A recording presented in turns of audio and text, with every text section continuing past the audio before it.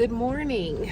It is Tuesday and I'm on my way to work. I just stopped to get gas and I was like, oh my gosh, I didn't film anything yesterday. I want to do a quick intro to this video.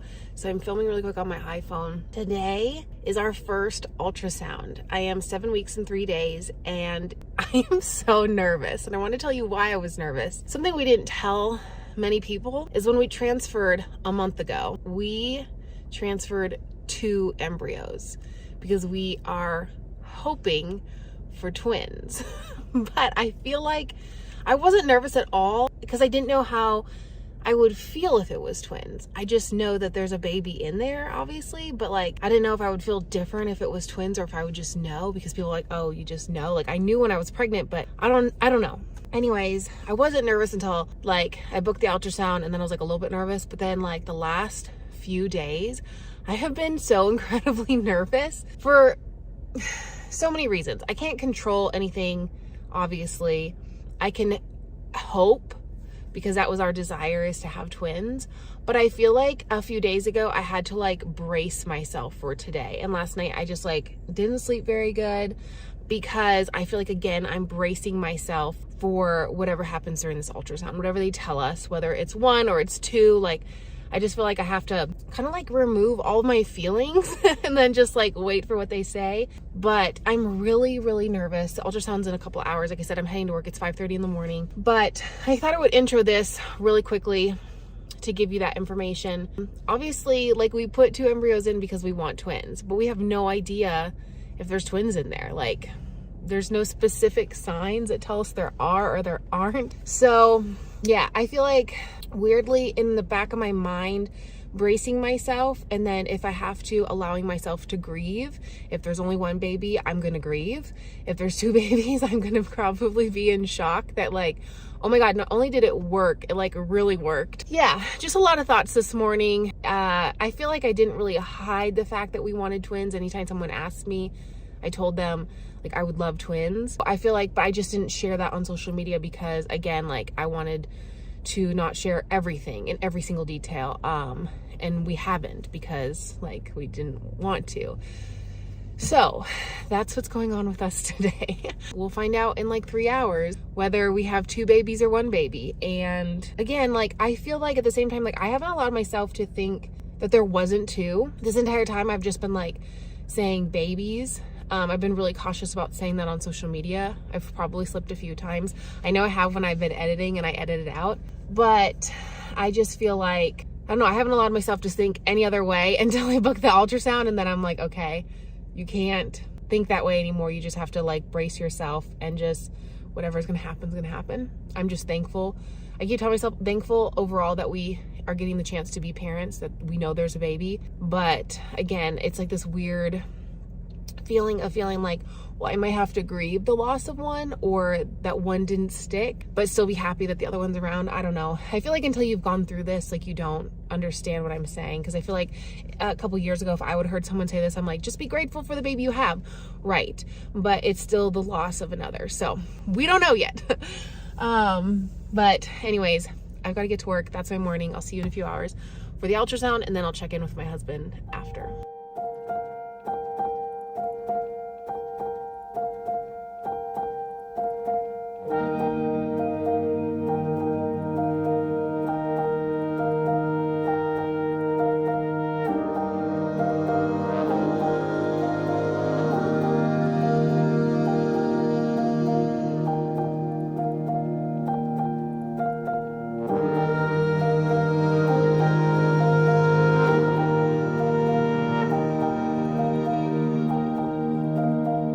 Okay, so it's been a couple of days. I feel like we've been able to process everything. Joe, yep. How are you feeling? Yep. We're having twins! Boy. So as I said in the intro, I was really, really nervous going into the ultrasound and kind of preparing myself. And I think you were too, right? Oh, absolutely. Yeah, I mean, there's still a little bit of doubt that creeps in that you may not have anything in there, or that you may only have one in there, or the excitement / shock that you may have more than 2 in there. we had the check. There's only 2. There's only 2 so far. There's still a chance. No, there's only 2. There's still a chance they can split. No, there isn't. Possible. No, there isn't. No, they're no longer an embryo. They are a fetus, so they can no longer split. If you didn't know, typically, like I think the statistics are that 1 in 100 embryos split. So that's why identical twins are born with fertility treatments. Ours are fraternal. I think they would be considered die-die twins because they both have their own sac. I think I've been looking up a lot of stuff with twins, and I think I have that right. So no, and honestly, when she first showed us the twins on the screen, obviously the emotions coming, like you're bawling, you're excited. I think 5 seconds after she showed us, I went into shock. Yeah, because it's just like the eyes got wide and you're like, oh shit, this is actually happening. And so, and then you've got all the emotions and thoughts and feelings over the last 9 years that we've been trying that come up to the surface. So you might have a 5 to 10 minute span where you're like, yes, this is awesome. And then you might have a 5 to 10 minute span where you're like, I can't believe it's actually happening. And then you get a 5 to 10 minute span where it's emotional because it just is all coming out. And so there's so many different emotions, there's so many different feelings, so many different thoughts, all those heartbreaks that we went through. It's turned into 2 beautiful little babies. It's like, oh my goodness. It was so surreal. It's happening. It was honestly so surreal. The ultrasound, I feel like, okay, I told him, I was so excited for it because I felt like it would make it real for me, but also real for him. Obviously, I know what I'm feeling. We've had blood test after blood test after blood test to confirm pregnancy, and we've taken a billion tests, but like when you see it, it's different. But it didn't feel real when I was looking at the ultrasound, and hearing the heartbeats did not feel real. Seeing them, and they're like the size of little gummy bears. We could see like their little arms, and they were kind of moving. You could see the heartbeat. It was... And it's crazy because you'd think, because we've never even had a pregnancy test with a second line on it, period. For the last 9 years, there's not even been that. No. So you would have thought that would have been enough to say like, oh my gosh, it's really happening, it's real. Like there's gonna be something coming, whether it's 1, 2, 3, or if there's an alien coming out, I don't know. Whatever they put in, it could be whatever. But it's still like, it was just that process. I don't know what it was, the mental process of, we've trained ourselves, especially me, I think. I've trained myself that I don't want to be let down if it doesn't work. And so I'm still in that little bit of like, let's keep it even keel. Let's not try to ride all the waves. But it's hard now because I've actually seen that there's 2 little peanut-sized cashews that have alien heads and T-Rex arms, and they were like doing this when we were looking at moving a lot, ultrasound, and which so was wild. It was crazy. So and it's going to be even crazier the next time we go in for an ultrasound because they're going to be even more developed. Yeah, they'll be with more details and features and all that. So yeah. But, sorry, I'm talking a lot right now. No, I was also going to add is the PA did our ultrasound, not our doctor, and she was like, you put in 2, right? And that was before she started, and we're like, yep. And I told her, like, I'm kind of nervous. She's like, why? And I was like, because what if there's not 2 in there? Like, I'm just kind of like bracing myself, and I was like, I've never been so nervous before. And then literally she started, she's like, there they are. Like, she had no doubt. Like, I feel like she was like, why are you nervous? Like, you have 2 babies. And then I told her, like, is this why I'm so hungry? Now things have slightly changed since the ultrasound. I feel like both babies are kicking my ASS. So it's like that time where you just like, I have a lot of good energy right now talking to the camera, but like I don't feel great most of the day, most of the night. I think I have more night sickness than day sickness. But yeah, I mean, we're still not sure how to feel or what to think, or we have moments where like, is this really happening? Or so I think it's going to be fun. I think she's going to be the cutest little preggers with her little baby bump, and it's going to be so much fun to watch, them grow on the ultrasounds, and just all the different things we're going to experience and feel. It's going to be awesome. We're excited, because it's been a long time. So. Yeah, we're excited. We're emotional.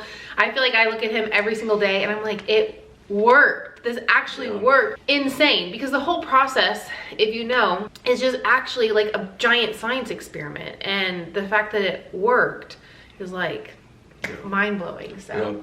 Created little lab babies. Little Captain America and Bucky Barnes in there. Little Diddy and Dottie Kong coming. So he obviously picked really great names. Yeah, I mean that's what it's going to be. It's going to be Diddy and Dottie. No, we've middle name's going to be Kong. We're going to throw barrels together. Anyways. Too many emotions. Anyways. Yeah. That's our update. We're excited, as you can tell. Yeah. A lot of energy in this little 10-second clip, whatever this is. So. Been like 8 minutes. That's fine. All right, I'm gonna let him go, and then I'm gonna check back in with you with just like a med update, since I like to keep you guys all posted, just for other people that are going through this.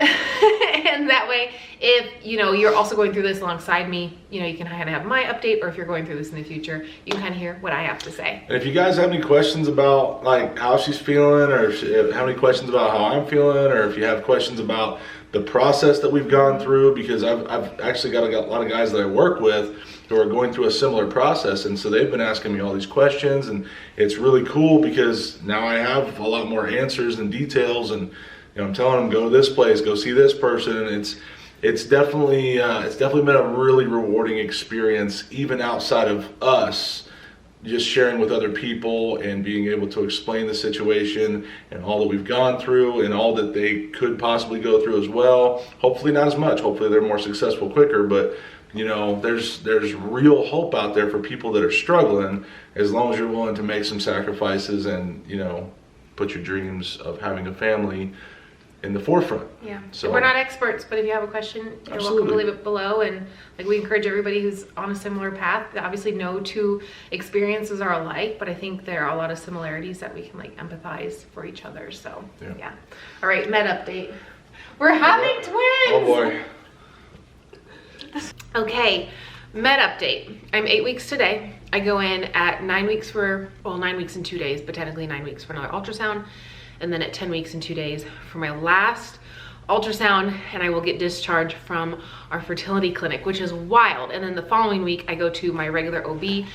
I said this in a video that I just posted, but I'm not high risk. Even with twins, I'm still not high risk, which is amazing. I've had a lot of people just assume I would be because of being in fertility, but I'm not, because I had no pre-existing conditions. My uterus health was great, so cheers to no high risk. If you notice I'm really breathy, I asked about this because I find it really annoying, and it's unfortunately just what pregnancy is, for a couple of reasons.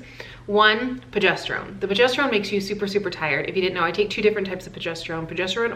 Progesterone in oil, which is injected into my booty every single morning. And then I take vaginal suppositories 3 times a day.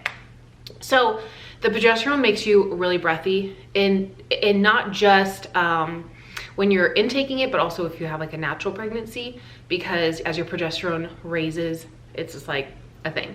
But also I am super breathy, so they actually tested my iron, and although it's not technically low, it is like low, if that makes sense. Like, it's not below low, but it's low. So they also suggested that I go on an iron. The one that they suggested for me is not supposed to cause any tummy issues. If you know, you know. So far, so good. I take it on empty stomach in the morning, which is honestly the most difficult thing, because I wake up in the morning really ravenous, and if I don't eat right away, that's when the nausea starts. I've been having a lot more morning sickness, but it's in the evening, which I'm thankful for. I'm still working, I'm still going to work, I'm still happy to do my job.